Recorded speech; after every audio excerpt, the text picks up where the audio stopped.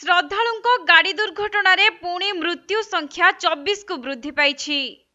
तेबे उत्तर प्रदेश रे tractor trolley पोखरी रे खसी पड़िबा घटना रे मृतकों संख्या बढ़ुथुबा बेले एबे भी 10 जन आहत अछंती। मिलिथिबा सूचना अनुसार जेथरारु किछि श्रद्धालु गंगारे बुड़ पकाइबा पई ट्रैक्टर जोगे आसुथिले। आउ सही समय रे पटियाली रो कादरगंज रोड निकटरे हठात ट्रैक्टर टी नियंत्रण हराई पोखरी को खसी पड़िथिला। फलरे ट्रैक्टर रो ट्रॉली समेत श्रद्धालु माने पानी रे बुड़ी जाइथिले एवं एही दुर्घटना रे 7 जन छोट छोट छुआंको समेत 22 जनकर मृत्यु होईछि। सेपटे आहत थिबा 10 जन श्रद्धालुंकु चिकित्सा पई स्थानीय डाक्तरखाना रे भर्ती करा जाइथिबा सूचना रहिछि। तेबे एही घटना रे मुख्यमंत्री योगी आदित्यनाथ दुख प्रकाश करिबा सहित आहतंको आशु आरोग्य कामना करिसेंती।